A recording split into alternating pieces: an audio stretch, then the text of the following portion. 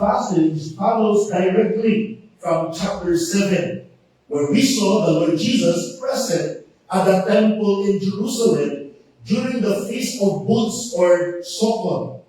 Our text this morning is the natural continuation of the events described in John 7:52, since verse 53 to chapter 8:11, as we have seen earlier, was a mere insertion of the original gospel. Here in the very heart of the temple treasury at the courts of women, we encounter the Lord Jesus making his second I am declaration. I am the light of the world. The first one, the ceremony that prompted Jesus' powerful invitation to the spiritually thirsty to come to him and drink of the living water. Another significant event occurred. In the court of women, 4 very huge candelabras, so nakita ko kanina, would be lit each evening. Sigaon to. This great light served as a powerful visual reminder of the Jewish people to God's faithful guidance to their ancestors in the wilderness by the pillar of cloud by day and pillar of fire by night. Di ba kadugtong ta sa Exodus, no? Na ang mga katauhan sa Israel gikan sa asa po sila nulibon from Egypt, journeying to the promised land in Canaan. They were led by a pillar of cloud by day and pillar of fire by night. Okay? So, katong mga candelabra, nag-symbolize to anak. More than historical remembrance, this lighting ceremony also looked forward to the promised Messianic age. No, katong lighting ceremony nag-look forward po to sa pag-abot sa Messianic age or Christ, anticipating the Messiah would be the glorious light not only for Israel but also for the Gentiles or nations. Open your Bibles to Isaiah 5, 1 and 2. Isaiah 9, verse 1 and 2. There is Isaiah chapter 9, 1 and 2, doon ay prophecy may tungod sa Messiah. Isaiah 9, 1 and 2. But there will be no more gloom for her who was in anguish. In earlier times, he treated the land of Zebulun and the land of Naphtali with contempt. But later on, he shall make it glorious by the way of the sea on the other side of the Jordan, Galilee of the Gentiles. The people who walk in darkness will see a great light. Those who live in a dark land, the light will shine on them. No wonder, no, that Jesus lived in Galilee. No, did his ministry in Galilee in fulfillment of this prophecy. Turn also to Isaiah 42, verse 6. Again, a prophecy about the Messiah and his role as the light of the nations or Gentiles. Isaiah 42 verse 6. I am the Lord. I have called you in righteousness. I will also hold you by the hand and watch over you. And I will appoint you as a covenant to the people, as a light to the nations. Kahayag sa mga kanasuran. Isaiah 49, verse 6. Open your Bibles there also. He says, it is too small a thing that you should be my servant to raise up the tribes of Jacob and to restore the preserved ones of Israel.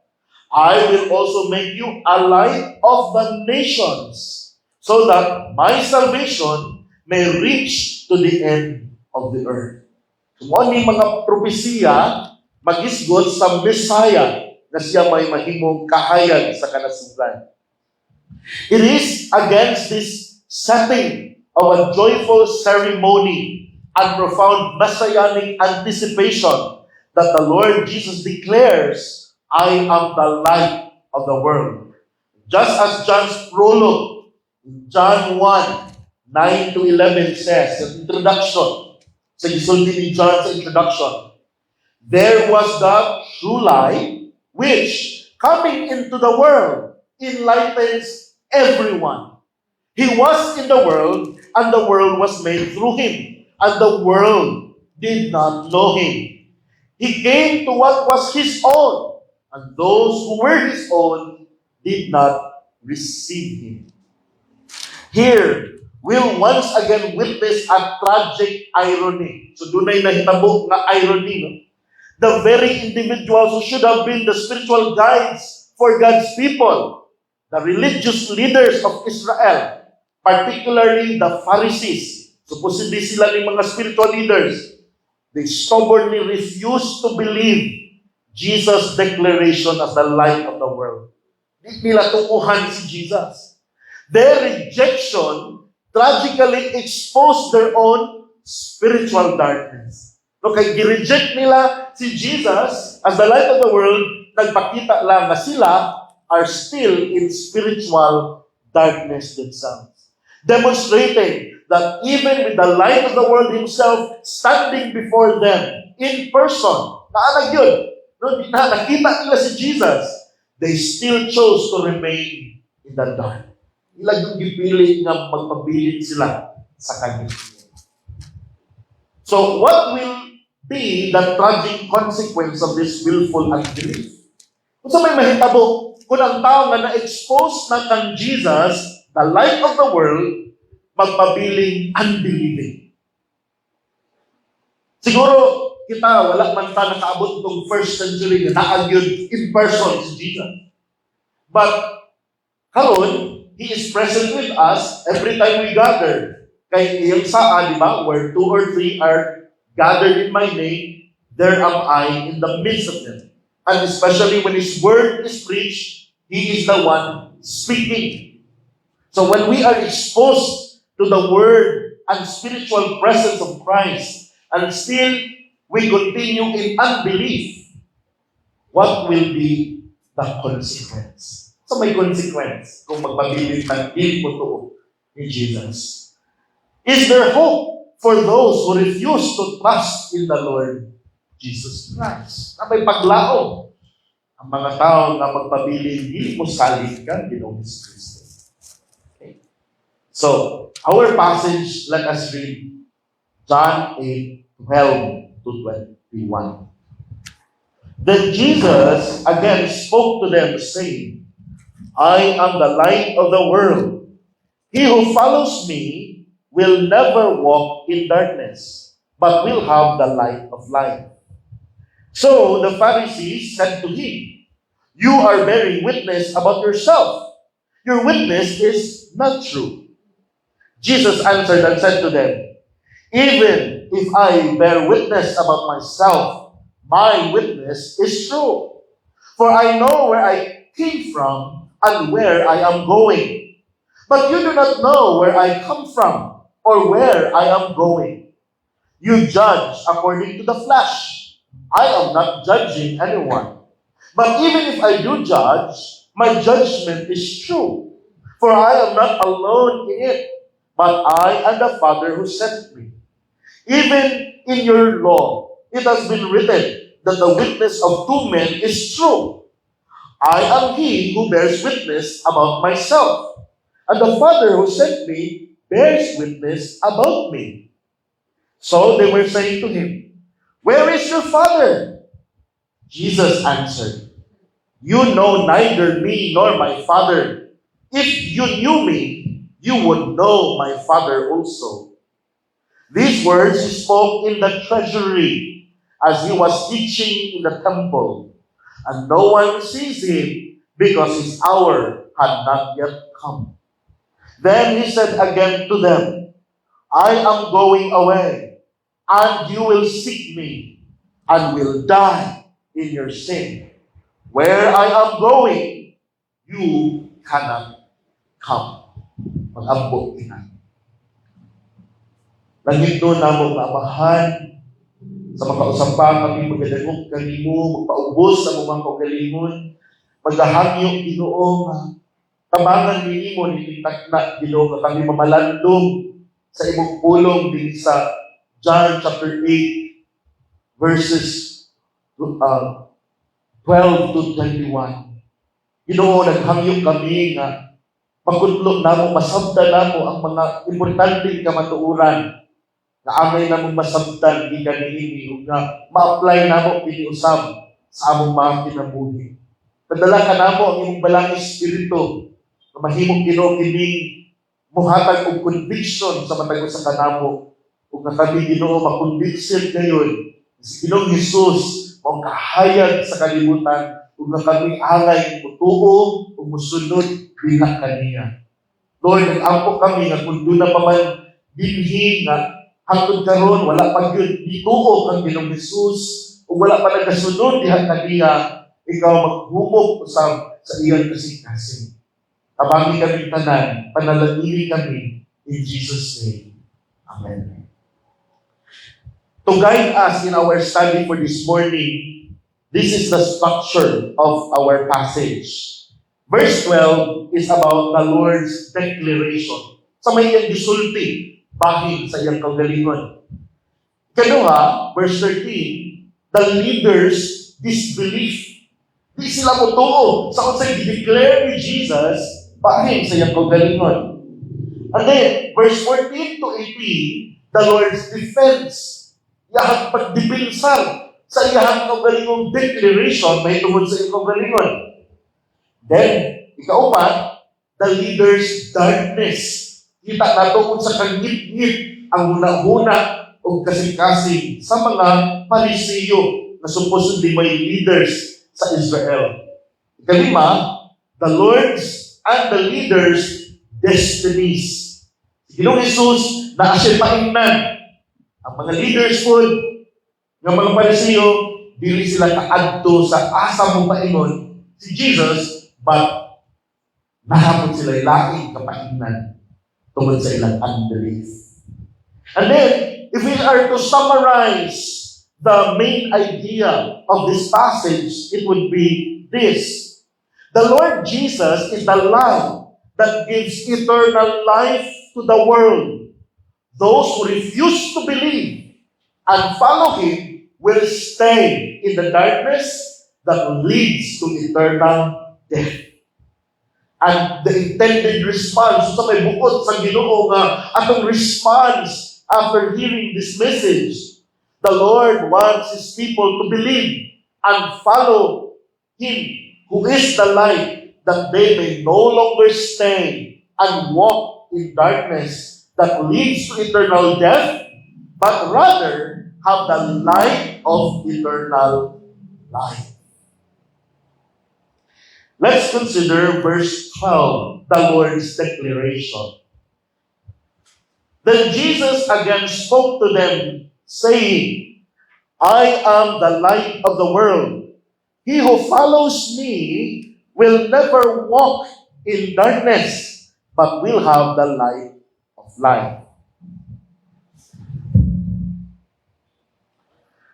The lighting ceremony of the four immense candelabras, no, kato nakita, at the women's court in the Temple of Jerusalem each evening was extraordinarily brilliant. Pertigito kahayag kaayo nga mga candelabras. According to Mishnah Sukkah, chapter 5, verse 3, no? This is a revered collection of Jewish traditions, oral traditions. Moni ilang gisulti. The candelabras blaze lit up most of Jerusalem. No, ang Jerusalem is Mount Zion, bungtod na siya. Then dito na ang temple, as kayo itong mga candelabra, then kusog kaayo ang kahayag, no? Sa candelabra na muabot yun sa tibuok Jerusalem ang kahayag niya, no? Ang iyang danag. Mao ni ang mga picture, no, sa candelabra, habog kaayo mga tao dayon nakatag-as ang ilang candelabras, no, manang sa tumoy, then may mga bata pakatkaton, dahil mo ay mo pasiga sa kada horn. Okay? So inana ang itsura, pero tigid kahayag kaayo when it is lit every evening during the feast of Booths or Sukkot. No? Okay. This illumination ceremony served as a powerful reminder to the Israelites how the Lord God had faithfully guided their ancestors for 40 years in the wilderness. Di ba? Atong mahinumduman ang Feast of Booths. Kung sa ganito na nga, kung sa ilang hinumduman na, ano mag-tent man sila? To remind them, kung sa man, di-deliver sila from Egypt, dayon while they were journeying in the wilderness to the promised land, they lived in booths, no, tabernacle, and also God has His own tabernacle. Diba? So mo ng Feast of Booths. The appeal ani is kaning lighting of the candelabras to remind them how the Lord God faithfully guided them. Gigiyaan sila sa Ginoo in the wilderness wandering. Okay? He led them by a visible pillar of cloud by day, offering protective shade from the sun's heat. Now imagine, naglakaw sila sa wilderness or deserts, no? Wilderness, walay mga kahoy. Dayon, unsa may mabati ni mo na, init. But there was the pillar of cloud to give them shade and guide them where to go. And then also, sa gabi, no, ma-imagine mo ang wilderness, sa gabi po, perti po ng tugnawa o perti po ng ngit-ngita. And so, unsa po'y nag-guide nila sa kagabion, the pillar of fire by night, providing both light and warmth in the dark and cold wilderness evenings. No? So where it stays, the Israelites would camp. No, asa muhunong ang pillars, dito muhunong, dito po sila mag-camp. Pero sugod na po ng lakaw, no, mubiyahin na po ang pillar of cloud or pillar of fire sa gabi, ila na po panghibuso nila mga tin, dahil musunod sila asa padulong. They will follow the pillar. Okay? So, yun na, no? Pillar of cloud by day, the pillar of fire by night.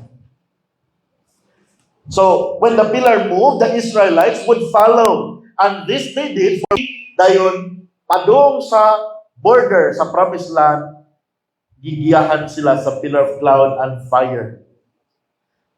This divine pillar, providing shade, warmth, and sure direction, was in fact a type of Christ. No? Shadow ni Christ, foreshadowing the ultimate guidance and presence of God Himself among His people.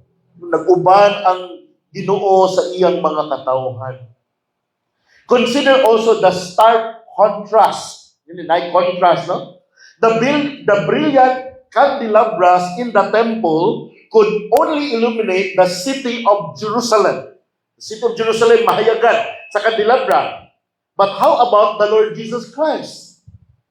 The Lord Jesus offers light to the entire world. Buok yun kalimutan. Follow Him will never again walk in spiritual darkness. So, kung ang usa ka tawo musunod diha kang Jesus, who is the light of the world, he will no longer walk in spiritual darkness. Humanity, by nature, kumani atong nature, mga tao, resides in the darkness of sin and spiritual ignorance because we have all turned away from the true source of light, who is God Himself. Sukad ka ang tao na himulag gikan sa Dios tungod sa itong mga sala, ang Dios mo ay kahayag, kunya nahimulag naman ta sa Dios, naa na ta nagpuyo sa kangit-ngit. Kangit-ngit sa ignorance, wala tay kahibalo, wala tay saktong kasayuran, o kangit-ngit pod sa atong mga kasalanan. Yet Christ was specifically sent by the Father to illuminate the world's deep spiritual Ang kalibutan sa katawhan tungod kinahimulag naman sa Dios naa na tas kangit-ngit.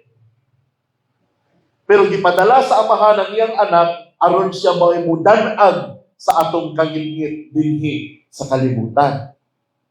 He is the true light which coming into the world enlightens everyone. Mao ni sa prologue. His light shines in the darkness and the darkness could not overcome. Di ba? Unsay mahitabo kung brown out. Ngit-ngit kaayo, di ba? Pero maskin pa og kandila lang imuhang gipasiga, kung asa na kaduol ang kandila, mukhayag gid na dapita, di ba? Or sabot na kung mubalik na gyud ang kuryente, ang darkness mawala. Dili gyud kapugong ang kangit-ngit, no? Ang kahayag kanunay gyud nga mao'y mubuntog sa kangit-ngit, dili ang kangit-ngit mubuntog sa kahayag. Napabagod na, no? Nga naabay suga nga mapalong kay naay anino nilabay. Diba wala? Kanunay gyud nga mas gamhanan ang kahayag kaysa sa kangit-ngit. Wherever His divine light shines, it inherently overcomes and dispels all darkness. Paasa ganing mudan-ag ang kahayag ni Christ, ang kangit-ngit mawala. Therefore, those who authentically follow Him will no longer remain in nor walk through the shadows of spiritual darkness. Mapunig gisulti din is John 12:46. I have come as light into the world, so that everyone who believes in me, tanan nga mutuo nga rin kanako, will not remain in darkness. Dili yun magpabilin ang mutuo ni Christ, dihas kangit-ngit, tungkol kasi Christ man, mao ang kahayag sa kalibutan. He serves as a sure guiding light for all who follow Him. No? Ang nagsunod kang Kristo, sigurado yun ang ilang paingnan tungod kay kahayag man siya, leading them out of the dominion of darkness and death and into the light of eternal life. So mo ni gisulti din sa verse 12, I am the light of the world. He who follows me, nagsunod ka na ako, just as the Israelites followed the pillar of cloud by day and pillar of fire by night, will never walk in darkness, but will have the light of life, eternal life. Zoe.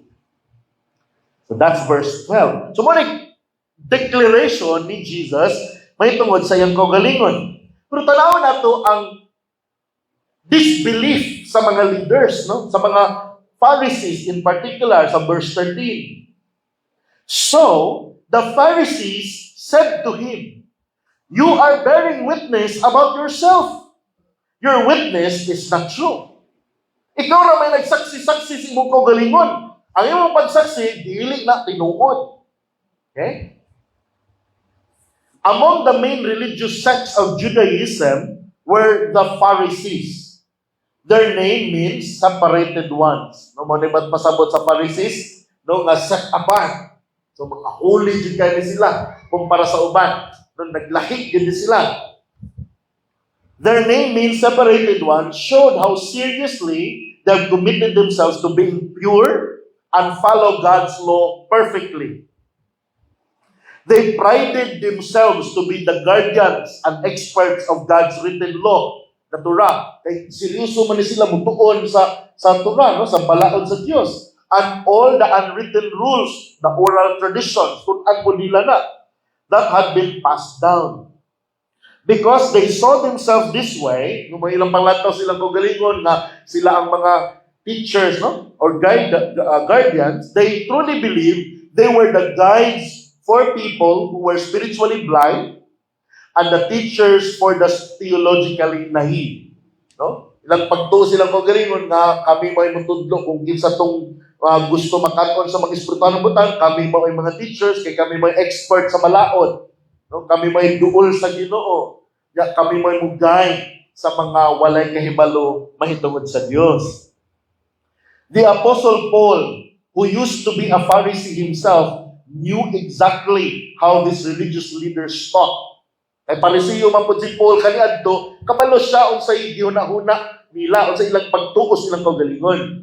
In his letter to the Romans, he described their strong belief in their own role. Tanawa, mabasahon na to ang Romans 2:17 to 20.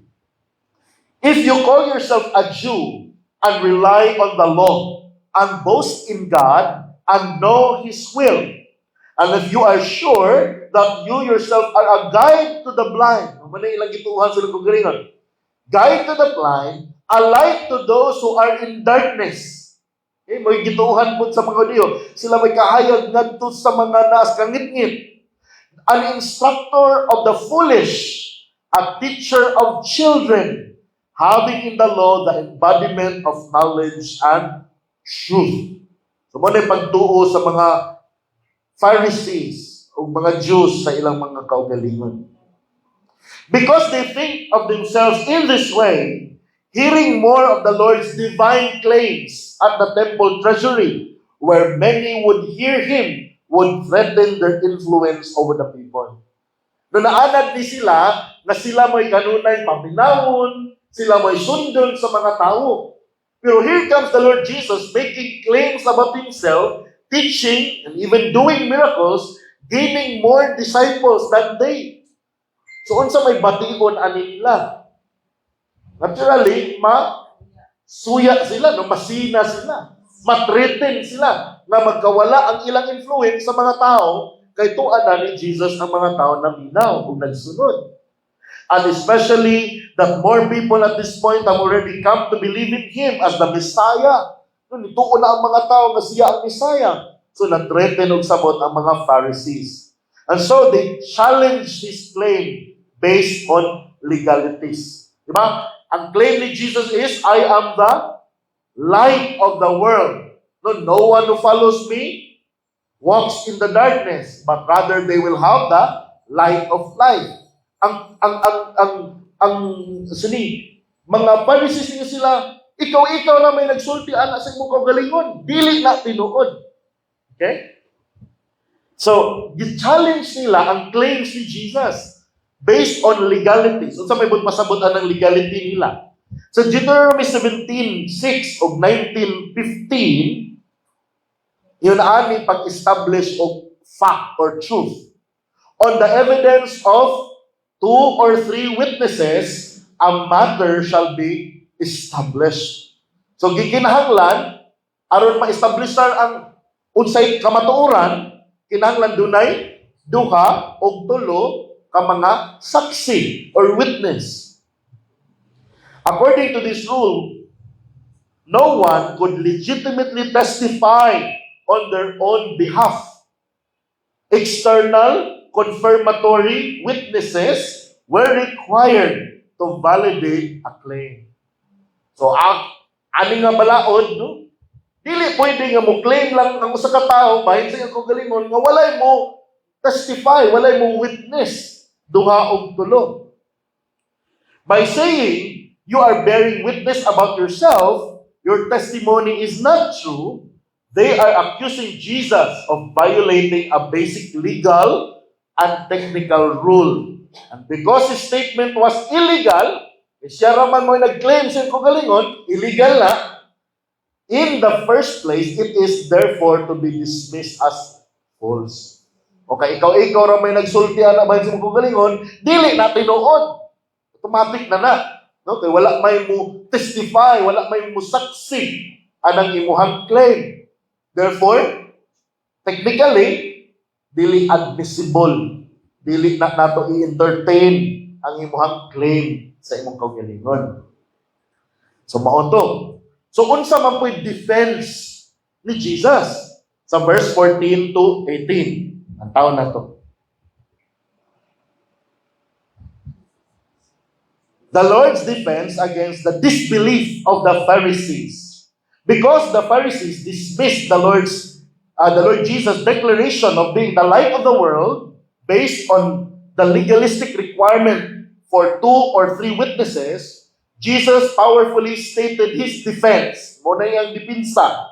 He asserted the absolute truthfulness and unquestionable validity of his claim based on these threefold arguments. Tulo ka mga argumento iyang gipresent dili sa verse 14 to 18 para mapamatudan ang iyang gisulti tinuod yun og dili angay questionon kung nga kini dili tinuod.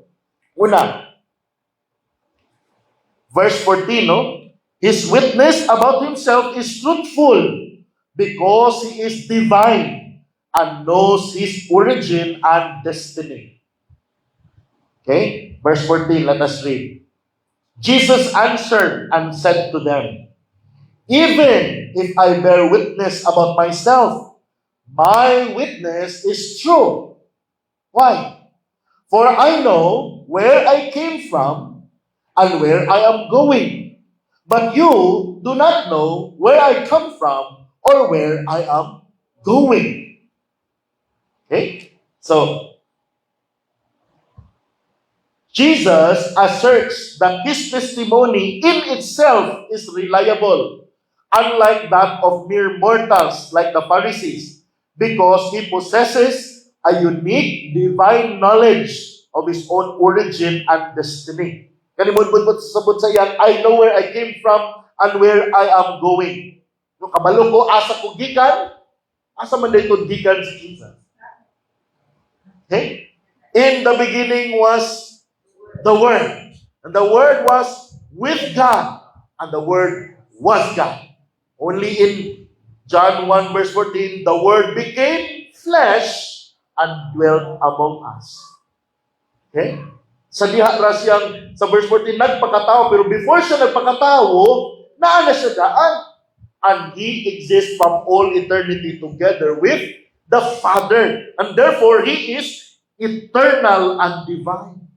He knew He was God. He is God and eternal. His divine identity is rooted in eternity. And therefore, His self-witness is unquestionably authentic and is not subject to the jurisdiction of human legal validation. Sabot na ko ani. Tungod kay siya man Diyos, kining mga balaod nga iya sa mga tao, di ba? For example, kanto, nganong kinahanglan man tangad kung kita may mohimong statement na ay mo validate nga ubang mga tao, corroborate nga mga witnesses kay ngano man. Nganong kinahanglan man na ay mo prove, na ay mo saksi. Kay ngano man, unsa man ta by nature. Kay bangkakon man ang tao by nature.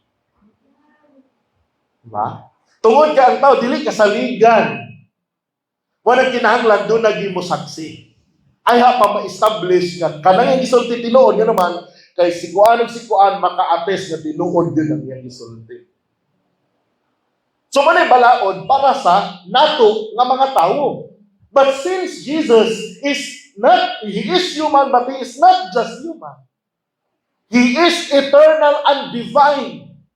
Therefore, maskin pag siya rin mo sulti, mahig sa iyong kagalingon, ay ang pagsulti sa iyong kagalingon, tinuod. O wala na nagkinahanglan pa og mga saksi. Therefore, katong balaod sa Deuteronomy, dili to angay nga ihapak diha niya, tungod kay siya Diyos man. And being God, He is impeccable. He is holy. He would never say falsehood. He will always be truthful. Okay? We humans need the validation of 2 or 3 witnesses because of our fallen nature before our testimonies would be established as factual or truthful. But Jesus being divine is not. Di na siya kinahanglan og mga saksi. Ikaduha, verse 15. The Pharisees' judgment of Him is flawed. No, sayop ang ilahang paghukom kang Jesus because they judge according to human standards. So ang standard sa mga Pharisees sa paghukom nila kang Jesus, tawhanon. Verse 15, mo nang sayop. You judge according to the flesh, according to human standards. I am not judging anyone. But even if I do judge, my judgment is true. Sabot pasabot ani. The Lord Jesus exposes the fundamental reason why the Pharisees' judgment of Him is flawed. Nganong sayop man ang mga paghukom sa mga Pharisees kang Jesus? Because they judge according to the flesh. That is based on human appearance. No, arang nako, akong tanawan ng tawhana, ingon ani ni siya. Diba? Ya, kung si Jesus tanawon according to the flesh, dili siya, at ako nakita na dili siya inaana ka impressive. According to Isaiah 50. Diba? O tanaw na to, sa iyahang occupation, nun sa mga trabaho, before siya nisulod sa full-time ministry. He was a carpenter. Mao po na nga ang mga tao nga, ganun kalit man nagpanudlo, magbuhat milagro, di ba mao man ni ang anak sa panday, di ba panday man ni siya? So ang ilang panglantaw, according to the flesh. Dahil po, ang ilang pangunahuna nga, di ba ang Messiah gikan man dapat sa Bethlehem? Pero siya, asa ni siya nagpuyo? Sa Nazareth. Can any good thing come out of Nazareth? Sila sila'y limited nga panghukom based on human appearance, their biases, and limited knowledge. Limitado man nila ang mga una-una. Mamita ito sa chapter 7, ato nakita nga, kung moabot ang Messiah, walay magkabalo asa siya gikan, pero kapalo man tas siya gikan, asa ni siya gikan? Kinsa iyang amahan. No? Ya, wala man lang galing sila mo hatag og panahon mo check dito sa templo kay naman ay records no sa tanan nga mga tawo nga mga citizen sa Israel na record kaning tawhana kinsay ginikanan ani din asa siya na tawo. So kung ilang i-check asa na tawo ni si Jesus, masayra nila nga natawo siya dili sa Nazareth kundi dito sa Bethlehem, which confirms the prophecies of the Old Testament. But again, bias sila, limited ang ilang mga una-una, wala sila galing muhatag panahon to check. That is why they judge according to the flesh and therefore their judgment of Jesus is flawed. Okay? Muna, sa John 7:28, ningon si Jesus, "You both know me and know where I come from." Kani siya is a sarcastic nga pagkasulti ni Jesus.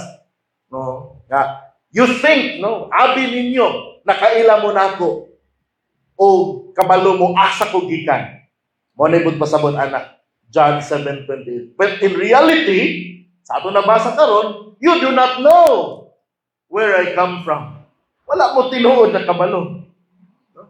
So ang ilang nahibaw-an kutubra nga taga Nazareth ning tawhana nagpuyo. Yang ginikanan si Joseph ug si Mary. Wala gani sila nakabalo na he was born of a virgin. Nga dili gyud tinuod nga iyang amahan si Joseph biologically. Wa sila masayo na. Ug wala man sila masayo, of course. Unsay nitabo sa iyang pagkatao, dihay mga anghel. Wala sila masayo na. Okay. While he, on the other hand, clarifies that Jesus di siya muhukom. Aning tungora, wala pa siya naghatag og judgment. And if ever, muabot man gani no, nga mu-judge na yun siya because all judgment, di ba? According to John 5:22, all judgment is given to Him by the Father, which He will fully exercise kanos aman. Judgment na. No, aning tungura pag ani ni Jesus in the first place, wala pa siya ni ani to judge or condemn the world. But moabot ang panahon nga mubalik sa dinis kalibutan, dili na aron sa pagluwas sa mga tao, kundi aron na sa paghukom sa mga buhi o sa mga patay.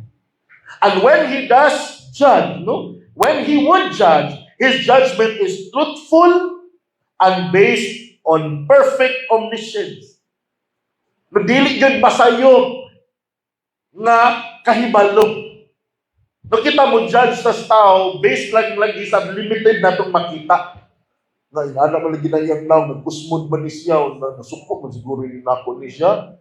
Pero kakabalo nga, na problema dito kay naahin na initabo silang balay, pero yung mo nag-interpret nga, lain iyang Pakikitungod yan mo. So limited na ato'y daghang sayop sa atong judgment. Pero how about Christ, being God Himself, an omniscient, who knows everything, He could never judge wrongly. So, when He would judge, and He will judge in the second coming, His judgment is truthful and based on perfect omniscience and stands in stark contrast to their superficial, biased, and spiritually blinded judgment. So, gi-judge sa mga Pharisees si Jesus. Adit man na tinuod yung mga claims sa mong kagalingon. Dili ka ang Messiah, dili ka light of the world. You are just a carpenter from Nazareth. But then when Jesus would judge them, He would judge them perfectly. So mo nang ang judgment sa mga Pharisees, sayo because their judgment is just according to human standards. Ikatulo na defense ni Jesus. His judgment is true because in reality, He is not alone. For the Father also bears witness about Him. Okay? Ang paghukom ni Jesus, ang iyang mga declaration, tinuod yun na because in reality, dili naman kay siya ramo ay nagbugna anak. Because God the Father bears witness with His Son. Verse 16 to 18. But even if I do judge, my judgment is true, for I am not alone in it, but I and the Father who sent me. Hindi ko nag-inusara ani. Ako, ang akong amahan na nagpadala na ako.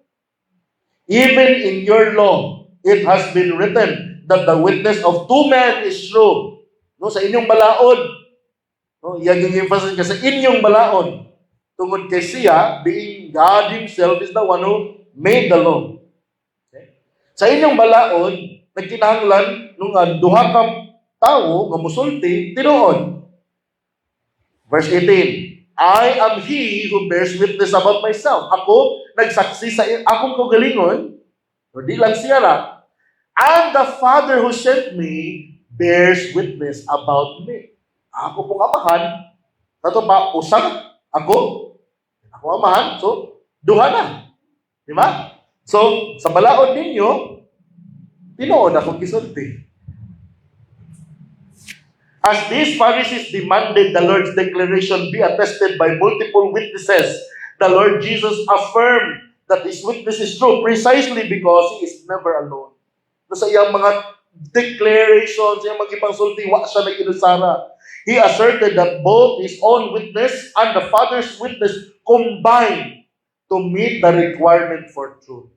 So, ang iyang kaugalingong pagsaksi o ang pagsaksi sa amahan on His behalf, i-combine na nimo di misakat na sa requirement sa truth. The Father, being God Himself, unquestionably authenticates the claims of His Son, the Lord Jesus, through the signs and wonders. Yung mga miracles na i-perform ni Jesus. Diba? Daghan naman siya mga miracles na i-perform up to this point. Diba? Sa kaya itong mga miracles na na-perform so far, permiro, turning water into wine. Dahil ang ikaduha, kadtong tawo nga masakito dito sa pool, no, sa Bethesda, nga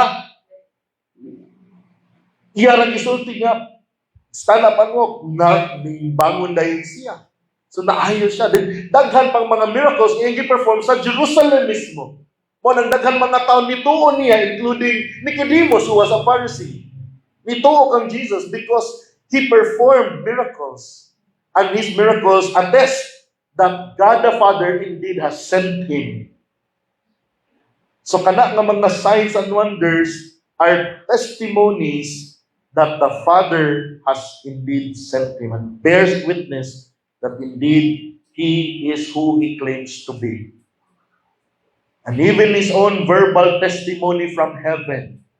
The Father, during the baptism of Jesus Christ, no? The heavens was opened, the Holy Spirit descended as a dove, alighted on Jesus, and a voice from heaven, "This is my beloved Son, in whom I am well pleased." That's the testimony of the Father. All these acts not only fulfill their legalistic demands, but profoundly transcends them. No? Tungod kay Diyos na gud na mismo mo nagsulti nga ako ning anak. Kinsa man ta nga mga tao mo question sa Dios. Maskin pag ang amahan ra may musulti ana. Igo na. No? Ang iyahang gipangsulti nga masaligan because He is Himself divine. And more so, si Jesus po. So mo nang duha sila nag-testify. So, despite the defense of the Lord Jesus, nga kung buot yun na hunaon, igo na yun to nga makarealize ang mga Pharisees nga out, sakto yun to deka. You are who you claim to be. Pero tanaw na to, that the leaders are still in darkness. Verse 19 and 20. Tanaw ilang reaction sa gisulti nga mga dipinsa ni Jesus. So they were saying to Him, "Where is your Father? Aha man imong amahan?" Jesus answered, "You know neither me nor my Father. If you knew me, you would know my Father also." These words He spoke in the treasury as He was teaching in the temple, and no one seized Him because His hour had not yet come. Because the Pharisees stubbornly refused to believe in the Lord Jesus and His claims, they remained in spiritual darkness. Maliban man yun sila mutuo ni Jesus, di man yun sila gusto mutuo ni Jesus. Despite His reason, despite His defenses, despite all the evidences, no? Mga signs and wonders niya gi-perform. Di ba diha patoy gibuhat niya dito sa Galilee, sa itong dako kay nga milagro nga nahitabo dito sa dool sa Capernaum, sa Bethsaida. Sa to, katong the multiplication of bread. And some of those people were among those people in Jerusalem. Anong tumura? Nakakaon po sila kapil. The multitudes. Pero despite all the evidences that pointed to the fact that Jesus is who He says He is, these Pharisees stubbornly, kahit yun kaayo, refused to believe in the Lord Jesus and His claims. They remained in spiritual darkness. This led them to completely misunderstand and judge Jesus unrighteously. Kaya naa naman sila sa spiritual darkness, tungod kay ilang magyong dumilian, pagtuos, kung sinsa si Jesus, therefore, ang ilang mga judgment flowed na din kayo.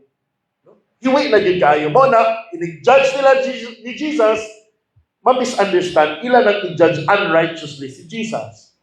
When they asked Him, "Where is your Father?" Asa man ang mga amahan?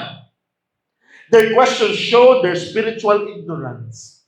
Ilang pangutan na nagpakita lang na ignorante yun sila di ay. They just didn't understand that Jesus was saying God Himself was His Father and not merely His human Father. So wa siya nagpasabot og tawo nga makita gyud nila nga amahan, kundi ang Dios mismo mao iyang amahan. And their question was not out of a genuine desire to learn, but it was more of a challenge that He produced physical evidence of His Father to back up His claims. Otherwise, He should be dismissed and proven a liar. No, aha man na imong giingon nga amahan, ipakita na mo. Wa man lagi. Okay, wala man, kanang imong gisulti, makakrayapon. So inaana ang ilahang mentalidad because they were already in spiritual darkness. They refused to believe the claims of Jesus. However, the Lord exposes their spiritual ignorance despite their claims of being knowledgeable of the Torah. No, mao man jud ni dapat supposedly di ba mga Pariseo, expert sila sa mga balaod, nagtuon sila sa Torah, sa balaod supposedly sila duol sa Dios. Mao na ilang gipatuo sa mga tao nga they are near God, they know God, and that they are the spiritual teachers concerning the things of God to the people, because in reality Sa tinuod di ay, wala yun sila kaila sa Diyos. Abi lang nila nakaila sila, pero wala. O wala po sila nakaila sa Messiah, na mao si Jesus Christ. God has fully and finally revealed Himself in His Son. So aron makaila kita sa Diyos, gipadala sa Diyos ang iyang bugtong anak aron pinaagi sa iyang mga pagtulunan, sa iyang mga kinaiya, iyang mga binuhatan, makaila ta sa Diyos. Okay? So that to know the Lord Jesus would also mean one truly knows God, the Heavenly Father. So, kung nakaila ka ni Jesus, ginsagid siya sa tinunay, nan kaila mo ka sa amahan na nagpadala. This is because the Son who alone has seen God, His Father, and has been for all eternity in the bosom of the Father, but now He has come to explain. John 1:18. Itong basahon, John 1:18. Unsa may purpose nga nung mikanaog man si Jesus dinis kalibutan. John 1:18.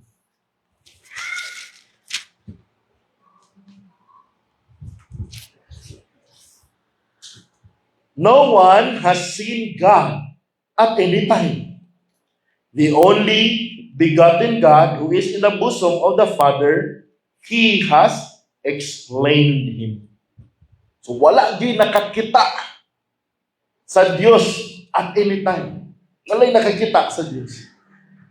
Kinsa ra may nakakita? The only begotten God who is at the bosom, sa dughan, sa amahan.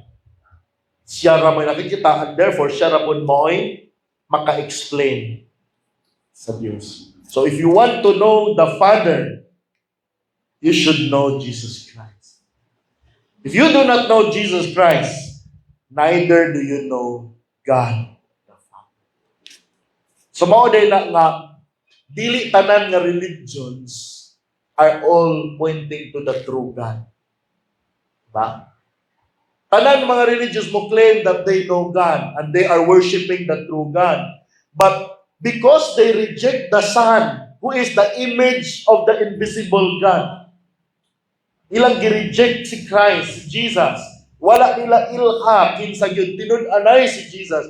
Therefore, wa pud sila tinud-anay gyud nakaila sa Dios. Ngo nagisulti ni Jesus diri, you know neither me, wala mo kailan ako, nor my Father. If you knew me, kung nakaila mo na ako, you would know my Father also. Moabot sa punto, ato ning maagian sa itong pagtuon sa John chapter 14, tanawa unsay sulti ni Jesus. Verse 6, John 14:6. Jesus said to him, I am the way, and the truth, and the life. No one comes to the Father but through me. If you had known me, you would have known my Father also.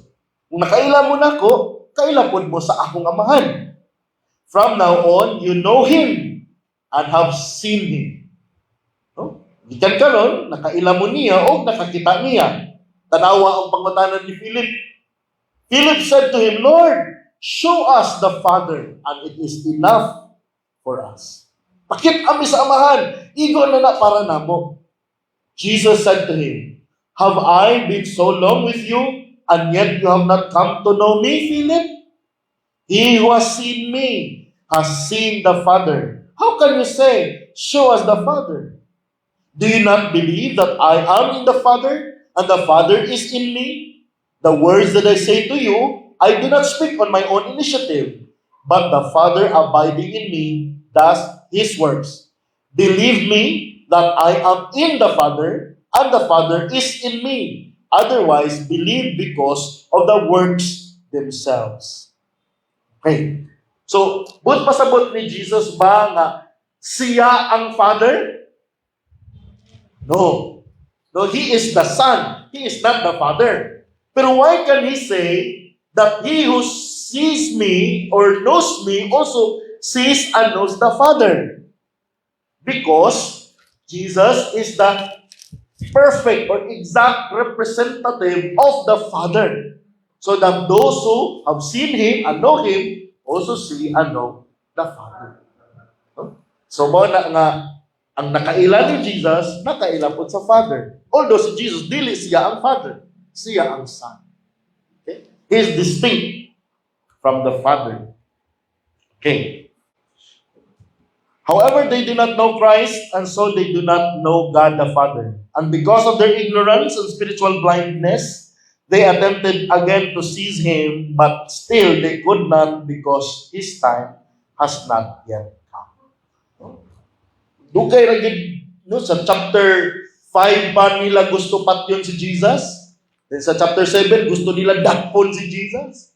Diri na po chapter 8, wala na gyud nakahilabot ni Jesus. Why? Because His time has not yet come. So, verse 21, last verse. The Lord's and the leaders' destinies. No? Asa man paingon si Jesus, o asa man paingon kining mga Pharisees, yung mga spiritual leaders. Verse 21, Then He said again to them, I am going away, and you will seek me, and will die in your sin. Where I am going, you cannot come. The Pharisees, along with the chief priests, repeatedly attempted to seize the Lord Jesus and have Him arrested by the temple officers. Their goal was to bring Him to trial and sentence Him to death under Jewish law. Typically by sa may paagi sa pagpatay sa mga Jews. Stoning to death, no? Because they perceived, because of His perceived violations of the Sabbath. Diba? Mamatay primero nila accusation na Jesus nag-violate ni sa Sabbath. And most seriously, for blasphemy. Sa itong blasphemy ganin ni Jesus, na iyang gi-claim nga ang God is His own Father. Therefore, sa may pasabot, when He says, my Father, kay God, kay ang iyang amahan, Diyos man, therefore, siya po nga anak, Diyos po. So, He claimed deity. He claimed He is God as the Son of God. So, malang blasphemy. So, despite their consistent efforts, they were unable to accomplish this because, as John records, His hour had not yet come. So, gusto na yun nila patyon, gusto nila dagpon si Jesus, pero wag yun sila mahimo because His hour had not yet come. The Lord Jesus remained untouchable until His divinely appointed time. No? Kaya wag pa man niabot ang iyang oras, aw wag di mahimo sila nga mga nangaha sa pagpatay o pagdakop kaniya. The Father had set a precise, predetermined schedule for His Son's mission. So naanay timeline ang amahan para sa iyang anak na si Jesus. Pag-abot sa kalibutan, kanus siya matao, hangtod sa kanus siya mamatay dito sa cross. Naana na nakalatid tanang adlaw sa kinabuhi ni Jesus. So the Father has set a precise, predetermined schedule for His Son's mission so that only when His hour had fully arrived would these Jewish leaders be permitted to lay their hands on Him, arrest, try, and condemn Him to death. No? Iniabot ra yun anang oras ay haram tugutan no, nga kining mga Jewish leaders ilang madakpan si Jesus o ilang makondemn to death.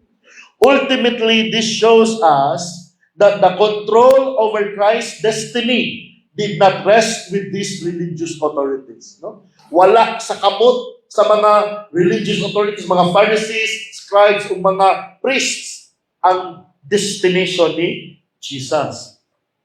But solely with God the Father who had sent Him. So ang nag-control sa kinabuhi ni Jesus, ang iyang mga panghitabo sa kinabuhi, ang amahan na nagpadala niya, to whose determined plan the Lord Jesus willingly submitted Himself.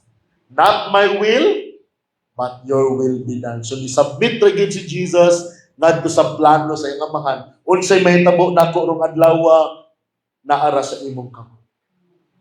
So wala po nahitabo nga madagpan siya before his hour would come because nakalatid na nadaan sa schedule sa Diyos Ama. Therefore, when Christ here declares, isulti si Christ, I am going away. Tumubiya ko. Sa verse 14, he already knew his final destination. Kabalo na gid siya unsay may tabo niya o asa siya paingon. He knew he was going back to his Father to be glorified with him. John 17:5. Let's open our Bibles there. Sa iyahang high priestly prayer, tanawa, paminawan ninyo sa giampo ni Jesus ngadto sa iyang amahan. Kabalo gyud siya asa siya paingon. Ngin siya verse 5. Now, Father, glorify me together with yourself with the glory which I had with you before the world was. Sa may pasabot ni Jesus ani. Karon amahan, himaya ako uban kanimo. Sa himaya nga akong giambitan diha kanimo o the glory which I had with you, sa himaya nga akong nasinati uban kanimo kanus aman. Sa wala pa ang kalibutan. Sa ato pa, Jesus knew and he was very much aware that he, as divine being, together with the Father, was glorified from eternity past. Wala pa ang kalibutan na himo, gihimaya na daan si Jesus together with his Father. And now, niabot ang takna na, kung sa may mitabo niya, i-crucify na siya, dahil yung mag-crucifixion, ilubog, on the third day, sa mitabo, mabanhaw siya, dahil after 40 days, magpakita sa siya mga tinunan, dahil, saan naman dahil after 40 days, bubalik siya na to sa iyang amahan. He knew where he was going. Okay? He knew that when his hour would come, these very Jews would orchestrate his death by Roman crucifixion. Yet he also knew that on the third day, he would rise again, show himself to his disciples for 40 days, and then ascend to his Father in heaven.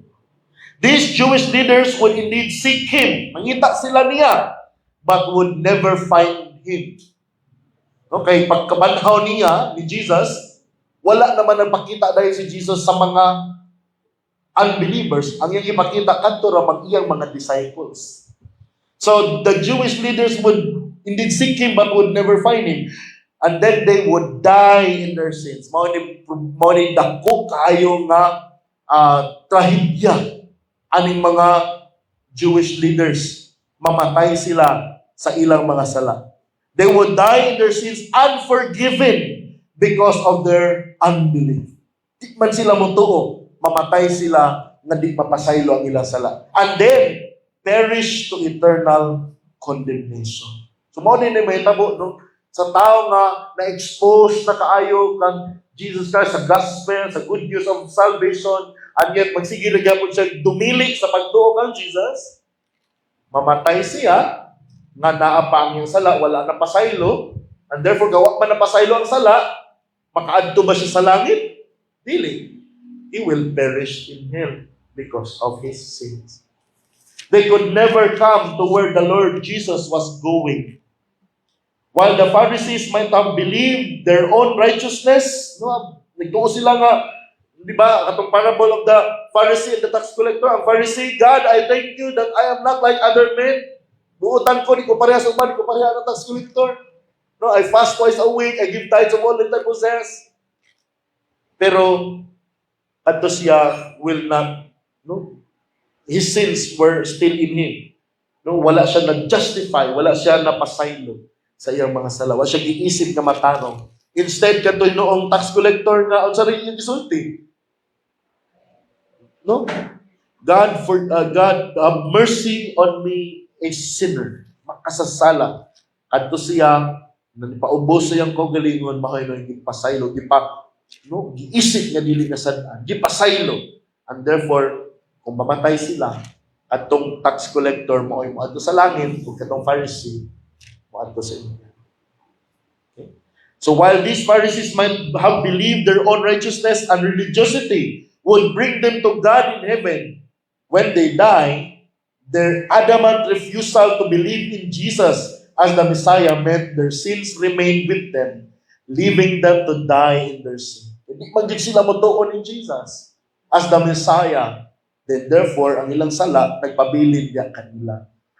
And to be separated eternally from the very God they profess to serve. So mahimulag na hinon sila sa Diyos nga, kunuhay ilahang gialagaan. So mo nang ni Jesus, I am going away. No, He is going to heaven. You will seek me and will die in your sin. Where I am going, He is going to the Father in heaven. You cannot come. Dili mo kaadto. Ubanan ko. Pero lahi po no, sa mga disciples ni Jesus, tanawa sa John 14, sa iyang mga disciples. Verse 14, chapter 14, verse 1, do not let your heart be troubled. Believe in God, believe also in me.